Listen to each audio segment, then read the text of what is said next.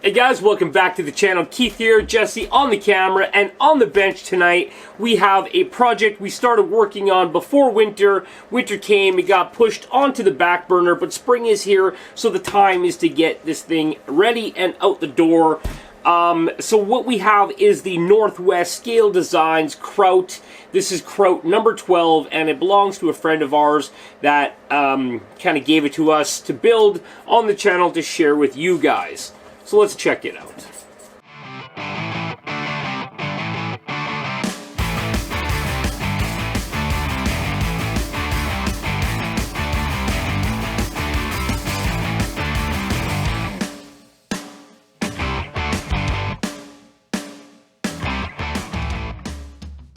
Okay guys, so basically it is a TVP twin vertical plate chassis style setup.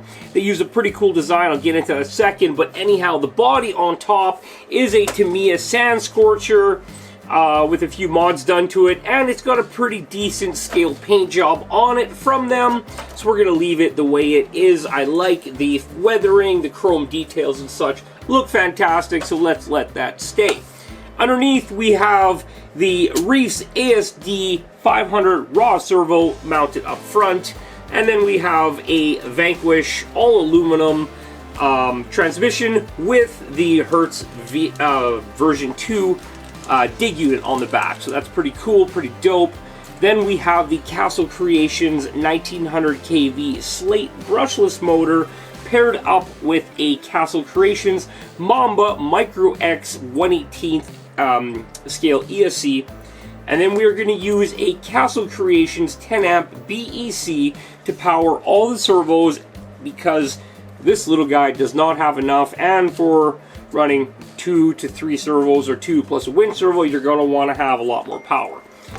Underneath that, we have it sitting on a Vanquish stainless steel link kit with the Vanquish steering kit in the front. And it is sitting on some Vanquish aluminum black portal axles. Those are the Curry, I believe, F10 axles, or F9, sorry, F9 Curry axles. Look fantastic under there. The wheels on it are the Incision KMC 1.9 Roswells, and they are wrapped in the 1.9 Berserker tire by Braven Off-Road or Pitbull RC, where you would find them. Besides that, stock foams in the tires, nothing's vented yet. We pretty much have it in full mock-up stage. Right now we're just getting ready to pretty much solder our BEC in. We got to change the length of the wires on the stock unit. They're a little bit small. Battery's going to go on this side. All electronics just sit on this one side here, kind of try to balance out the weight.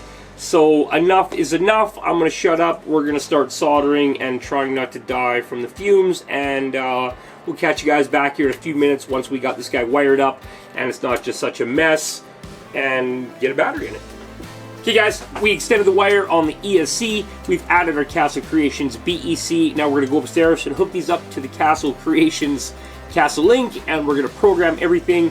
Crank this guy up to 9 volts for the servos, and we're going to program this guy with the crawler settings. We'll be right back. We're going to get that mounted, and we'll see you guys back here when it is time to hook up the radio and start dialing in the servos, and then quickly also throw in the drive shafts. Okay, so it is all a complete package at this point. We got the dig servo hooked up, we've got the wiring in, there's a boatload of it, we got a spot for a battery here. We actually just went and picked up a strap. We're going to cut down this Velcro strap and get that guy working in there. Look at this mess, zip tie straps everywhere. Anyhow, sweet little package, looking pretty good. Pretty much last few things to do are some sub trim on the steering and endpoint adjustment on the dig units. Wanted to show you guys how to do that really quickly. I'll show you that programming that we did on the ESC with the controllable drag brake. And yeah, also the 3-inch little drive shaft we had to make for the rear. It's pretty cool. I like it actually. We took an Incision SCX10 drive shaft, SCX10-2, same length, same thing. Chopped it down to 3 inches. This guy's about a little bit over ½ inch, 5/8 left here, and this guy's just a little bit longer than that. So yeah, that was pretty cool. The front one was pretty simple, it just fit in, but the back with the dig unit on this unit and such a short little rear end was a bit of a challenge. It works fine, doesn't bind up. These high angle incision drive shafts are mint for a project like this. So anyhow, enough about that. Let's talk about the binding setup. We've got it set up with a DX5 rugged radio. This is Sean's radio, Sean's truck. But anyhow, first setup we're going to go into, you can never get your steering exactly where you want with a bunch of finicking and stuff like that. The best way to do it is get as close as you can, and then you're going to go into your sub-trim menus. Can we see that? Perfect. Now, if you got your steering set up, right is right, left is left, you just highlight the steering section, and then you scroll down, you'll see it shows left and a number. So what you want to do is get that trimmed out. So it's set like that. You don't want to use the steering trim on the radio. You want to use your sub trim for getting it dialed in. If you use the steering trim, that will take steering away from one side versus the other, versus the sub trim will just recenter the servo to the middle. The dig servo has an adjustable link for the dig servo on the rear and the dig setup. What you ideally want, because this is a 3-position dig, is 4-wheel drive, freewheel, and locked in the rear. So ideally you want it set up neutral so it is holding it in the freewheel position as we have it right now. You can hear it just grabbing a little bit, so we're going to sub trim it forward just a pinch. And before we did all that, we set up the radio. You have to assign your auxiliaries in them. So you go to the assign auxiliary channel. It might be different for your other radio, but most radios you have to set them up. And then you choose what you want. So we have this one on auxiliary 2. So we go to auxiliary 2, click on that one. I'm not sure which way it's going to go, so we'll just click and move. That's the wrong way. Go the other way. Now we're going to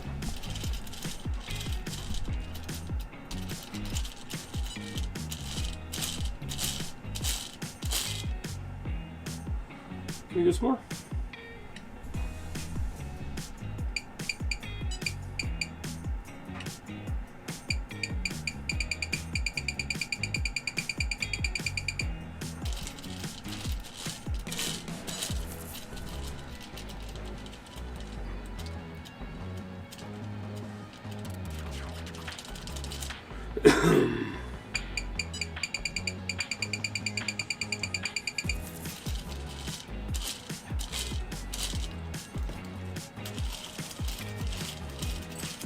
There we go, perfect. So once again, get as close as you can, dial that in with your sub trim. Now your middle setting, and you put that channel on a 3-position setup. So your middle is neutral. Now we set our forward and backward. Before you hook this all up, you want to run it free or turn your travel all the way down to like 10, and like we have done, so it'll only move a little bit. And then what we're going to do is start increasing it each direction in the travel, the servo travel section. So if you look in that menu, it has a list of the travel. You're going to want to have your throttle, of course, 100%. The steering right now, we're at 100%. Usually we can go with 120. We'll get to that right after we do this, actually. So what you want to do is go down to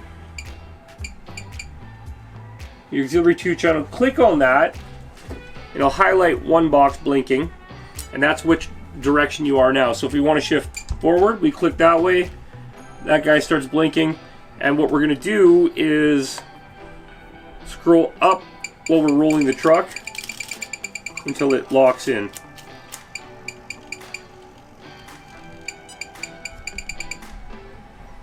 Now, you don't want to feel this guy under load. This is the best way to do it. This guy should be locked in but happy. If not, if this is constantly working, you're gonna fry your servo. There you go. See, look at everything's nice. It's not all sloppy. We're locked in. Servo's just putting it forward. Make sure you turn your spur gear or your front drive shaft and your rear. They are separate now, right, with the dig in the unit, so you need to make sure it's happy. This guy is nice and loose. He can go a little bit more. You want to get it in there as deep as you can.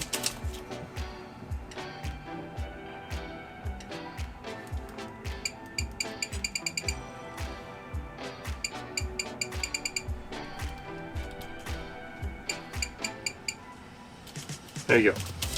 So that guy is still loose. It still flops around in there nice. Servo's sitting at a nice angle. Everything works good there. So right now we got neutral, four-wheel drive.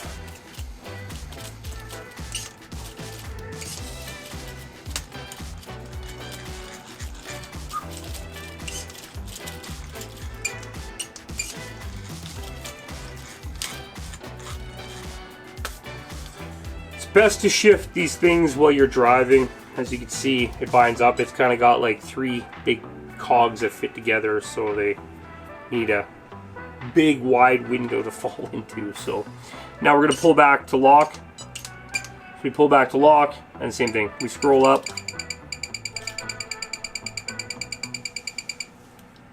Keep that guy nice and loose. Obviously he's full locked in the rear already.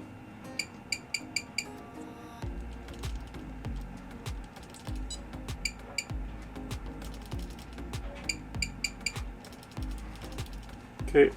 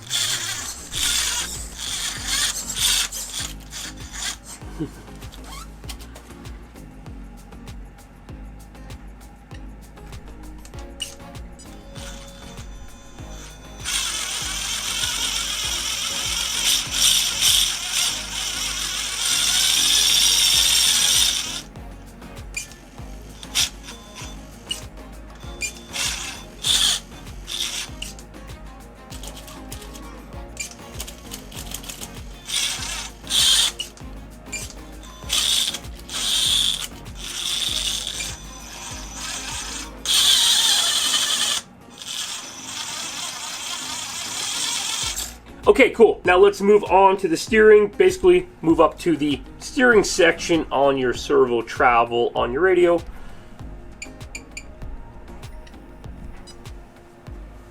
Turn the direction. Now on these Vanquish Portal axles, it has a block on the side of the housing and a cap head screw that kind of comes against it. Some guys change the screws to a smaller one or take them out, but then you risk breaking your CVD pins.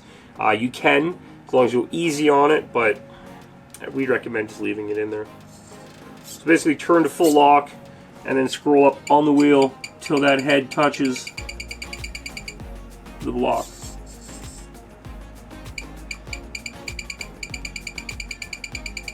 Okay, so once you're done that, make sure you save your settings, back everything out, give everything a quick test drive.